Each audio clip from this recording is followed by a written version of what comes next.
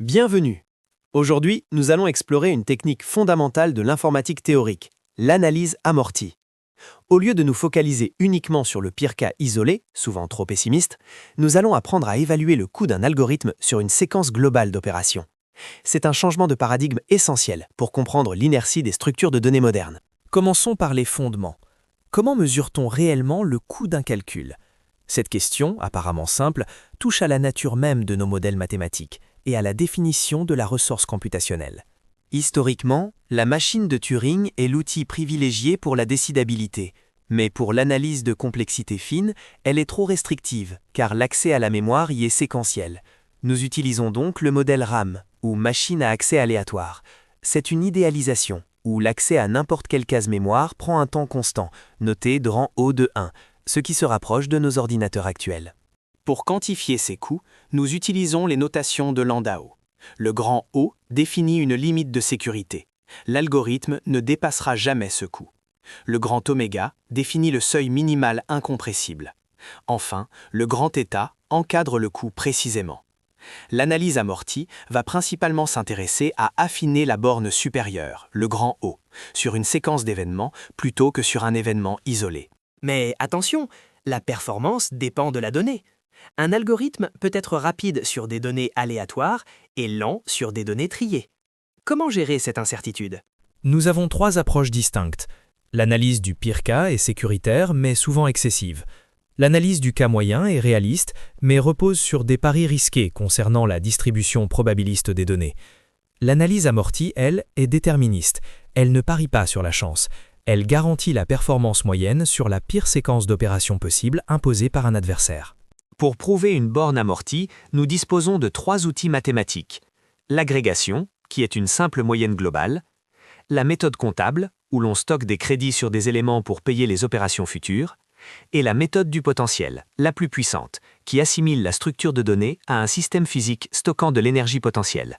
Prenons l'exemple concret d'une pile. Si j'ajoute une opération qui vide toute la pile, le pire cas instantané est linéaire, grand O de n. Mais je ne peux vider la pile qu'une seule fois. Si je considère n opérations, le coût total reste linéaire, car chaque élément n'est ajouté et retiré qu'une seule fois au maximum. Le coût amorti est donc constant, grand O de 1. La méthode du potentiel formalise cela brillamment. Le coût amorti, noté C chapeau I, est égal au coût réel plus la variation de potentiel, phi. Si une opération est coûteuse, mais qu'elle simplifie la structure, le potentiel chute drastiquement, ce qui compense le coût réel élevé. C'est le principe de l'investissement structurel. Payer cher aujourd'hui pour faciliter demain. Voyons maintenant comment ces théories s'incarnent dans les structures de données que vous utilisez quotidiennement. Le cas le plus célèbre est le tableau dynamique, ou vector. Quand il est plein, on double sa taille. Cette copie est coûteuse, mais elle n'arrive que rarement. Mathématiquement, le coût de la copie est amorti sur toutes les insertions précédentes bon marché. C'est pourquoi l'ajout d'un élément est considéré comme une opération en temps constant amorti. Les arbres splay vont plus loin. Ils n'ont pas d'équilibre strict. À chaque accès, l'élément est remonté à la racine par des rotations. L'analyse amortie prouve que cela s'adapte automatiquement aux fréquences d'accès, créant un effet de cache naturel optimal. Les éléments fréquents restent rapides d'accès. La structure union-find illustre la puissance ultime de l'amortissement.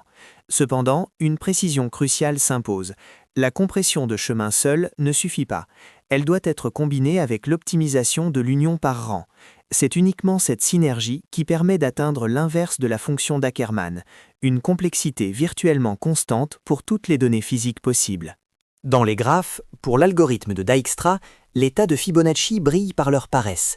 Ils reportent le travail de réorganisation. Résultat, diminuer une priorité coûte un temps constant amorti, ce qui accélère considérablement l'algorithme sur les graphes denses, par rapport à un tas binaire classique qui doit maintenir sa structure rigide. L'amortissement est élégant, mais le monde réel impose des contraintes physiques, notamment le temps, qui ne s'arrête jamais.